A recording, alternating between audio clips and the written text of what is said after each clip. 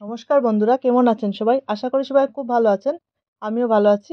আজকে আমার রান্নাঘরে সবাইকে স্বাগত জানাচ্ছি। আজকে আমার রান্নাঘরে কি হতে চলছে দেখুন। আজকে নিয়ে নিয়েছি দারুণ একটা রেসিপি নিয়ে। তো আজকে লটে মাছের পকোড়া রেসিপি করব।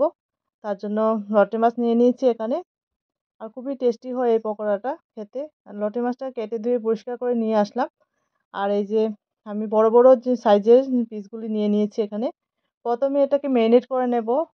হাফ লেবু নিয়ে নিয়েছি এখানে। লেবু রস দিয়ে কিছুক্ষণ মেখে রাখবো। তারপর সেটার মধ্যে দিয়ে দিব 1 চামচ আদা রসুন বাটা, 1 চামচ লবণ দিয়ে দিব, 1 চামচ হলুদ গুঁড়ো আর লঙ্কা বাটা দিয়ে দেবো এখানে 1 চামচের মতো। আর এখানে কর্নফ্লাওয়ার দিয়ে দেবো 2 চামচ। দিয়ে একটু সময় আমি মেখে একটু রেস্টে রেখে নেব 10 মিনিটের মতো, যাতে মশলাগুলি মাছটির মধ্যে একদম ভালোভাবে মিশে যায়। প্রত্যেকটা মাছের গায়ে সুন্দরভাবে লাগিয়ে 10 মিনিটের জন্য রেস্টে রাখবো। তারপর এদিকে নিয়ে নিচ্ছি আমি এখানে ব্রেড গ্রাম নিয়ে নিয়েছি আর 1 চামচ কর্নফ্লাওয়ার, 1 চামচ বেসন, সেটাকে গুলে নেব। হাফ চামচের মতো হলুদের গুঁড়া দিয়েছি এই কর্নফ্লাওয়ার বেসনের মধ্যে, দিয়ে ভালো করে একটু জল দিয়ে গুলে নিয়েছি। একটা ব্যাটার রেডি করে নিয়েছি এখানে। আর এখানে ব্রেড গ্রামসগুলি দেখতে পাচ্ছেন, ব্রেড গ্রামসগুলি একটা প্লেটে নিয়ে নিয়েছি। এখানে আমি ডাবল কোট করে নেব।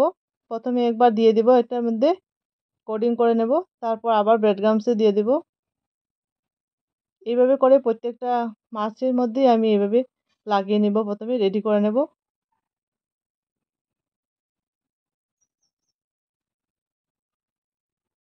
খুবই আলতো হাতে করতে হবে, যেহেতু মাছটা খুবই সফট।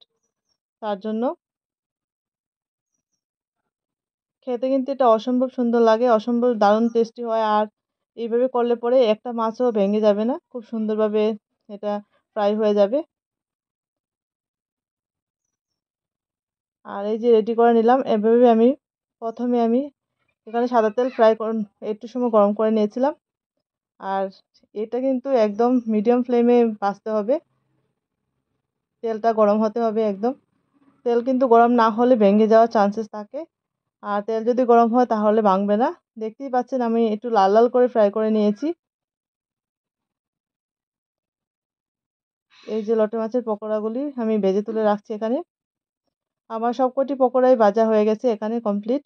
আর আমি এবার পরিবেশন করে নেব। দেখতেই পাচ্ছেন কতটা সুন্দর হয়েছে। আর একটা একটা এখানে পকোড়া ভাঙেনি, প্রত্যেকটা মাছই সুন্দরভাবে আছে। আমি বড় বড় সাইজে নিয়েছিলাম, আপনারা চাইলে ছোটও নিতে পারেন।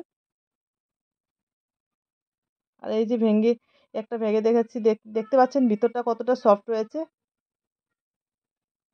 ভিতরটা কতটা সফট রয়েছে এবং এটা সসের সাথে আপনারা পরিবেশন করতে পারবেন। সসের সাথে খুব খেতে ভালো লাগে, সন্ধ্যার টিফিনে জাস্ট জমে যায়।